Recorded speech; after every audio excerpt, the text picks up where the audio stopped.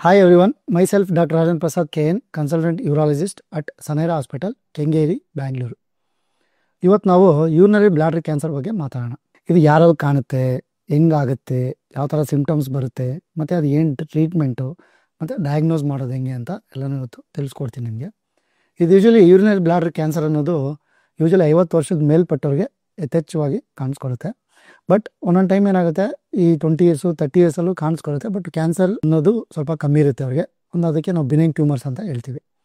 ಈ ಕ್ಯಾನ್ಸರ್ ಅಂತ ಬಂದಾಗ ಈ ತುಂಬ 50 ವರ್ಷದ ಮೇಲ್ಪಟ್ಟವರಲ್ಲಿ ಏನಾಗುತ್ತೆ, ಪೇನ್ಲೆಸ್ ಗ್ರಾಸ್ ಎಮೆಚೂರಿ ಅಂತ ಬರ್ತಾರೆ. ಅಂದರೆ ಏನು, ತುಂಬ ಬ್ಲೀಡ್ ಆಗೋದು ಯೂರಿನಲ್ಲಿ, ಮತ್ತು ಅದ್ರ ಜೊತೆಗೆ ಒಂದೊಂದು ಟೈಮು ಫೀವರ್ ಇರುತ್ತೆ, ಕ್ಲಾಟ್ಸ್ ಬರುತ್ತೆ ಯೂರಿನಲ್ಲಿ, ಮತ್ತು ಯಥೇಚ್ಛವಾಗಿ ನೋವು, ಉರಿನು ಅದೆಲ್ಲನೂ ಜೊತೆಗೆ ಕಾಣಿಸ್ಕೊಳ್ಳುತ್ತೆ. ಆ್ಯಕ್ಚುಲಿ ಮೋಸ್ಟ್ ಕಾಮನ್ ಏನಂದರೆ ಪೇನ್ಲೆಸ್ಸೇ ಬರ್ತಾರೆ ಗ್ರಾಸ್ ಎಮೆಚೂರಿಯಾಗಿ ಮೋರ್ ದೆನ್ 50 ಇಯರ್ಸ್ ಇರೋರು. ಅದ್ರ ಜೊತೆಗೆ ಇದು ಯಾಕೆ ಕಾಣಿಸ್ಕೊಳ್ಳುತ್ತೆ ಅಂತ, ಈ ಯೂರಿನರಿ ಬ್ಲಾಡರ್ ಕ್ಯಾನ್ಸರ್ ಅನ್ನೋದು ಏನಂತ ನಮ್ಮ ಹಾಸ್ಪಿಟ್ಲಲ್ಲಿ ತಿಂಗಳಿಗೆ ಅಟ್ಲೀಸ್ಟ್ ಮಿನಿಮಮ್ಮು 2 ಪೇಷಂಟ್ ಆದರೂ ಬರ್ತಾರೆ. ಅವ್ರಿಗೆ ಸಿಂಪ್ಟಮ್ಸಿಂದನೇ ಬರ್ತಾರೆ. ಮತ್ತು ಅದ್ರ ಜೊತೆಗೆ ನಾವು ಈ ಅಲ್ಟ್ರಾಸೌಂಡು ಸ್ಕ್ಯಾನಿಂಗ್ಲೆಲ್ಲ ಮಾಡಿದಾಗ ಈ ಕ್ಯಾನ್ಸರ್ ಇದೆ ಅಂತ ಗೊತ್ತಾಗುತ್ತೆ. ಆ್ಯಕ್ಚುಲಿ ಈ ಕ್ಯಾನ್ಸರ್ ಏನಕ್ಕೆ ಬರ್ಬೋದು ಅಂತ, ಯಥೇಚ್ಛವಾಗಿ ಸ್ಮೋಕಿಂಗ್ ಮಾಡೋದ್ರಿಂದ ಬರುತ್ತೆ. ನೋಡಿ, ಸ್ಮೋಕಿಂಗ್ ಮಾಡಿದಿರಂದರೆ 90% ಬ್ಲಾಡರ್ ಕ್ಯಾನ್ಸರ್ ಆಗ್ಬೋದು ಅಂತ ಕನ್ಫರ್ಮ್ ಆಗಿ ಹೇಳ್ಬೋದು ನಾವು. ಆ್ಯಕ್ಚುಲಿ ಅದಕ್ಕೆ ಸ್ಮೋಕಿಂಗ್ ಏನಾದರೂ ಮಾಡೋದೇನಾದ್ರು ಇತ್ತಂದರೆ ಇವತ್ತೇ ಬಿಟ್ಬಿಡಿ ದಯವಿಟ್ಟು. ಅದ್ರ ಜೊತೆಗೆ ಈ ಬ್ಲಾಡರ್ ಕ್ಯಾನ್ಸರು ಯಾರ ಹತ್ರ ಯಥೇಚ್ಛವಾಗಿ ಕಾಣಿಸ್ಕೊಳ್ಳುತ್ತೆ, ಈ ರಬ್ಬರ್ ಫ್ಯಾಕ್ಟ್ರಿನಲ್ಲಿ ಕೆಲಸ ಮಾಡೋರು, ಮತ್ತು ಪೇಂಟ್ ಫ್ಯಾಕ್ಟ್ರಿಗಳಲ್ಲಿ ಕೆಲಸ ಮಾಡೋರು, ಮತ್ತು ಪೇಂಟ್ ಮಾಡೋರು, ಮತ್ತು ಈ ಏರ್ ಡ್ರೆಸ್ಸರ್ಸು ಅವ್ರ ಹತ್ರ, ಇದೆಲ್ಲನೂ ಅಂಥ ಜನಗಳಲ್ಲಿ ನಮಗೆ ಈ ಬ್ಲಾಡರ್ ಕ್ಯಾನ್ಸರ್ ಯಥೇಚ್ಛವಾಗಿ ಕಾಣಿಸ್ಕೊಳ್ಳುತ್ತೆ. ಒಂದು, ಮತ್ತು ಈ ಥರ ಪೇಷಂಟ್ಸು ನಮ್ಮ ಹತ್ರ ಬಂದಾಗ ಸಿಂಪಲ್ ಏನಿಲ್ಲ, ಜಸ್ಟ್ ಒಂದು ಯೂರಿನ್ ಟೆಸ್ಟ್ ಮಾಡ್ತೀವಿ, ಅದರಲ್ಲಿ ಏನಾದರೂ ಇತ್ತು ಅಂತ ಗೊತ್ತಾಗುತ್ತೆ. ಮತ್ತು ಯೂರಿನ್ಗೆ ತುಂಬ ಕಾರ್ಸಿನೋಜೆನ್ಸ್ ಅಂತ ಇದ್ದಾವೆ, ಅದನ್ನು ಕಂಡುಹಿಡಿಬೋದು ಒಂದು.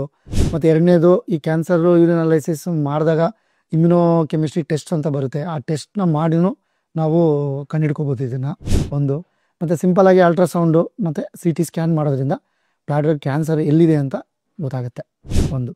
ಮತ್ತು ಇದನ್ನು ಯಾವ ಥರ ಅಪ್ರೋಚ್ ಮಾಡೋದು, ಯಾವ ಥರ ಟ್ರೀಟ್ಮೆಂಟು ಅಂತ, ಇದೇನೂ ಇಲ್ಲ ಸರ್, ಸಿಂಪಲ್ಲು. ತುಂಬ ಈ ಥರ ಸಿಂಪ್ಟಮ್ಸ್ ಬಂದಾಗ ದಯವಿಟ್ಟು, ಮತ್ತು ಯೂರಿನರಿ ಟ್ರ್ಯಾಕ್ ಇನ್ಫೆಕ್ಷನು ಮತ್ತು ಸ್ಟೋನ್ಸು ಅಂತ ದಯವಿಟ್ಟು ನೆಗ್ಲೆಕ್ಟ್ ಮಾಡಬೇಡಿ. ಗ್ರಾಸ್ ಎಮೆಚೂರಿಯಾ ಬಂತು ಅಂತಂದರೆ ಅದು unless proven it's a cancer only. ಅದಕ್ಕೆ ನಾವೇನು ಮಾಡಬೇಕಾಗುತ್ತೆ, ಈ ಡಾಕ್ಟ್ರನ್ನ ಕನ್ಸಲ್ಟ್ ಮಾಡಿದಾಗ ನಿಮ್ಗೆ ಇದ್ರ ಬಗ್ಗೆ ಇನ್ನೂ ಟ್ರೀಟ್ಮೆಂಟು ಚೆನ್ನಾಗಿ ಸಿಗುತ್ತೆ ಒಂದು.